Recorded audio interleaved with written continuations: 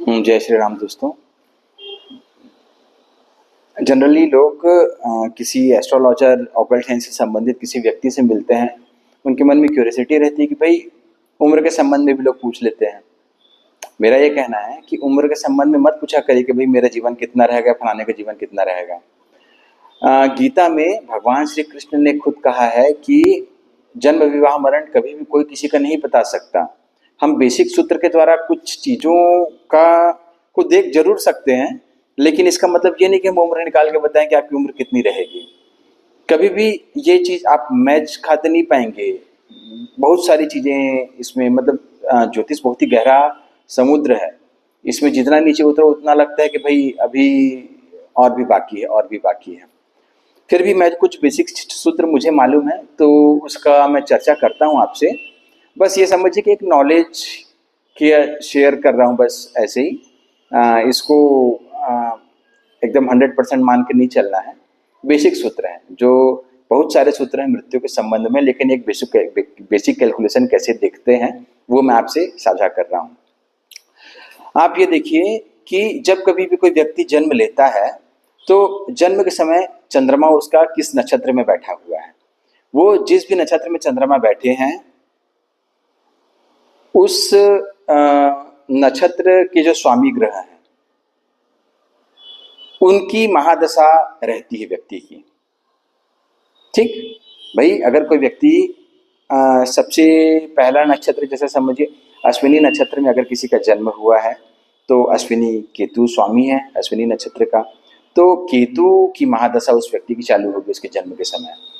अब ये समझिए कि केतु की महादशा, एक इसका सिस्टम जो है महादशा का, सर्वप्रथम केतु की महादशा, उसके बाद आती शुक्र की महादशा, शुक्र के बाद सूर्य की महादशा, फिर चंद्र की महादशा, मंगल की महादशा, राहु की महादशा, राहु के बाद गुरु की महादशा, फिर शनि की महादशा, शनि के बाद फिर आती है बुध की महादशा, अब बुध के बाद फिर से केतु। ठीक, मैंने लगभग सही बताया ना, मतलब नौ ग्रह का।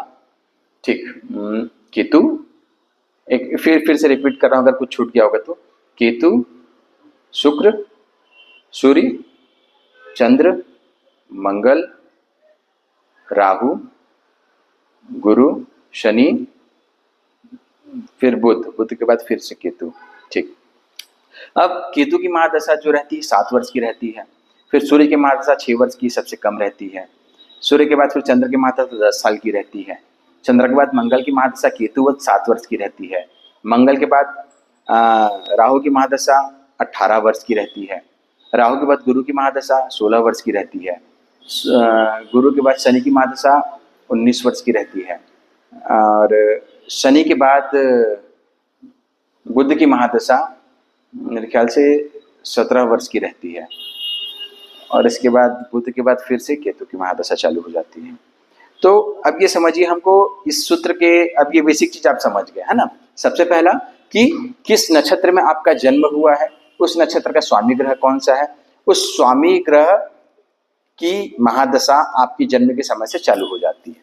ठीक है, और कितने कितने वर्ष का किस महादशा का अवधि रहती है उसके विषय में मैंने बताया।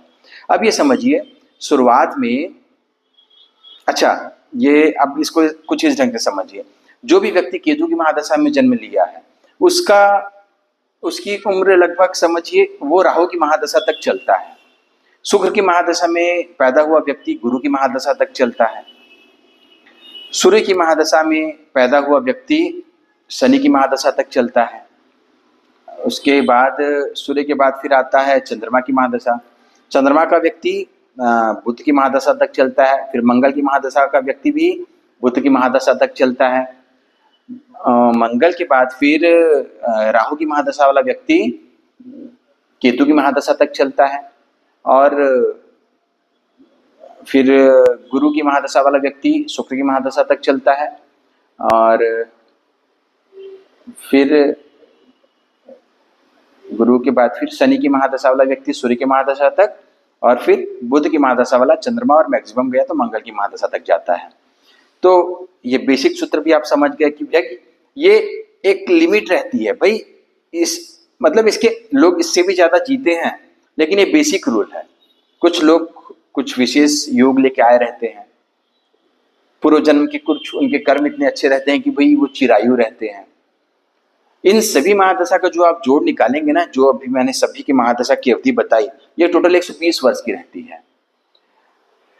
अब ऐसा समझिए कि ना किसी का जन्म अगर केतु में, एक एग्जाम्पल के बता रहा हूं कि ना केतु में, सूर्य में मंगल है अगर किसी का जन्म के समय, तो उसकी मतलब, और अगर हम डीप में जाएंगे तो केतु को क्या बताया था मैंने आपको, राहु, तो राहु, फिर समझिए सूर्य का बताया, केतु में राहु में मंगल है, नहीं केतु में सूर्य में मंगल है, तो सूर्य के लिए देखिए आप शनि को, और मंगल के लिए देखिए आप बुध को। तो इस प्रकार से केतु में, सूर्य में मंगल है किसी का, तो वो उसका जीवन रहेगा राहु में, शनि में, बुध।